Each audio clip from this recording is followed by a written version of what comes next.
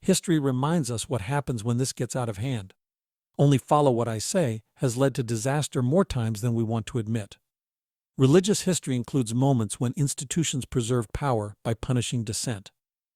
Political history includes regimes that turned education into indoctrination and then used that indoctrination to justify cruelty.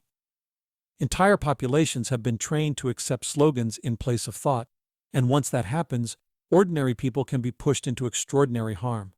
And it rarely begins with violence. It begins with a shrinking of permissible questions. It begins when a community treats doubt as disloyalty. It begins when a leader equates agreement with virtue and disagreement with evil. When questioning becomes a crime, thinking becomes a form of rebellion. And when thinking becomes rebellion, a society becomes easy to steer. Indoctrination feels like strength at first. It produces confidence quickly.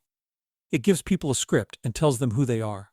That is why it is so addictive, especially in anxious times. But it produces fragile people. A person trained primarily through preaching often cannot tolerate complexity. When reality refuses to fit the script, they don't adjust thoughtfully. They either collapse into cynicism or double down with anger. They begin to rely on the next sermon, the next viral clip, the next group chant to restore certainty.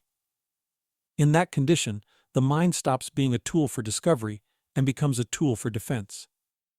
Facts are not evaluated. They are recruited. Evidence is not weighed. It is weaponized.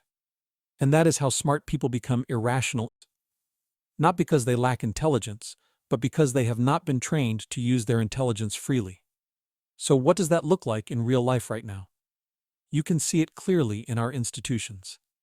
In the next episode, we'll look at Congress and why it increasingly feels less like deliberation and more like competing pulpits.